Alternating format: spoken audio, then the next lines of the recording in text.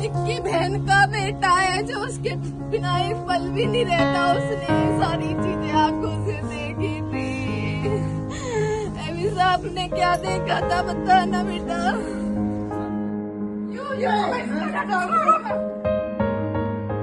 पहले हमारे साथ मारपीट हो रही थी, काफी दिन से हमें टॉर्चर करना जा रहा था कि तुम्हारी शादी में ये नहीं मिला, वो नहीं मिला, इतने पैसे लाओ, अपने घर से 36 लाख रुपए लाओ।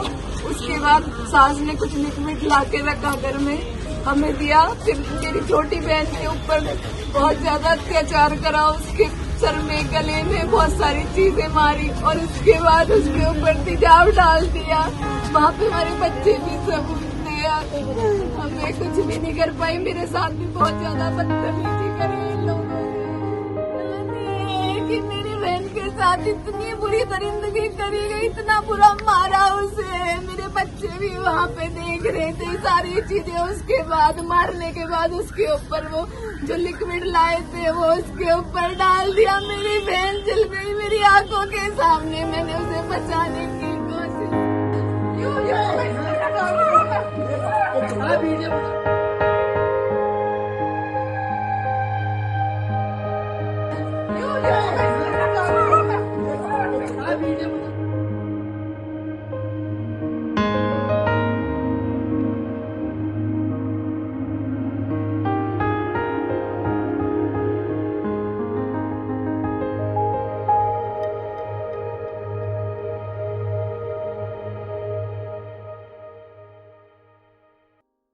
एक चिंगारी, एक चीख और फिर सन्नाटा।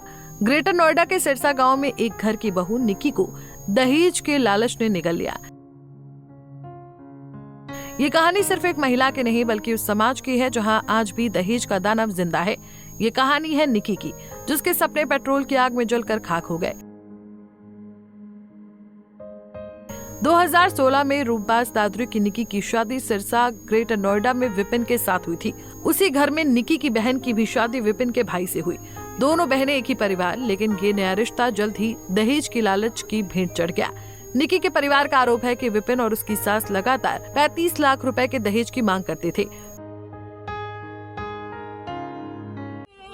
मेरी बहन के साथ इतनी बुरी दरिंदगी करी गई, इतना बुरा मारा उसे। मेरे बच्चे भी वहाँ पे देख रहे थे सारी चीजें। उसके बाद मारने के बाद उसके ऊपर वो शराब के नशे में विपिन अक्सर निक्की के साथ मारपीट करता। निक्की की बहन ने बताया कि विपिन और उसके परिवार की हिंसा कोई नई बात नहीं थी। मारपीट के कई वीडियो सामने आए जिनमें निक्की की पीड़ा साफ झलकती है। लेकिन 21 अगस्त की वो काली रात जब दहेज के लोभियों ने क्रूरता की सारी हदें पार कर दी, पेट्रोल डालकर निक्की को आग के हवाले कर दिया गया। उस भयावह मंजर का वीडियो भी सामने आया जिसमें निक्की की जिंदगी लपटों में घिरी थी। स्थानीय लोगों की मदद से निक्की को पहले नजदीकी अस्पताल, फिर दिल्ली के सफदरजंग अस्पताल ले जाया गया, लेकिन उसकी जिंदगी बचाई नहीं जा सकी। निक्की के मासूम बच्चे ने जो बयान दिया वो दिल दहलाने वाला है। बच्चे ने कहा, मम्मा को लाइटर से जलाया। ये शब्द न सिर्फ एक बच्चे की मासूम गवाही है बल्कि हमारे समाज पर एक करारा तमाचा भी है। निक्की के परिवार ने कासना पुलिस स्टेशन पहुंचकर इंसाफ की गुहार लगाई। पुलिस ने तुरंत कार्रवाई शुरू की। विपिन को हिरासत में ले लिया गया और उसके भाई रोहित, सास दया और ससुर सतवीर के खिलाफ भी मुकदमा दर्ज किया गया। पुलिस ने बताया कि 2 विशेष टीमें गठित की गई हैं जो बाकी आरोपियों की तलाश में जुटी हैं। ये दिनांक 21/8/2025 को रात्रि में फोर्टिस हॉस्पिटल से थाना कासना पे मेमो प्राप्त हुआ कि एक महिला जलने से भर्ती हुई है, जिसे सफदरजंग रेफर कर दिया गया है। पुलिस ने तत्काल संज्ञान लेते हुए फोर्टिस हॉस्पिटल से होकर सफदरजंग पहुंची, लेकिन रास्ते में ही उस महिला की मृत्यु हो गई। परिजन मिल गए थे। पुलिस ने पंचायतनामा कार्रवाई करके पोस्टमार्टम कराया। परिजनों ने उसका अंतिम संस्कार किया। जो मृतका है उसकी बहन की तहरीर पे सुसंगत धाराओं में थाना कासना पर मुकदमा पंजीकृत किया गया। पति और उसके परिजनों के खिलाफ पुलिस ने कार्रवाई करते हुए पति विपिन को हिरासत में ले लिया है तथा अन्य की गिरफ्तारी हो टीमें गठित हैं। शीघ्र ही उनकी भी गिरफ्तारी की जाएगी।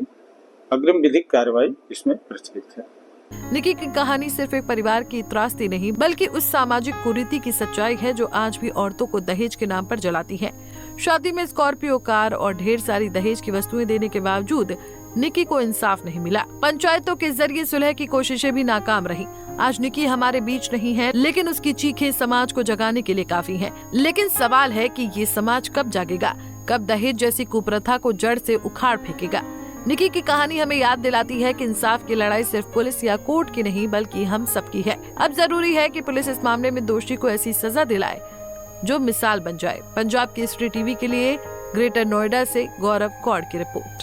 हमसे जुड़े रहने के लिए हमारे YouTube चैनल को सब्सक्राइब करें और नई वीडियो की नोटिफिकेशन के लिए बेल आइकॉन को दबाएं।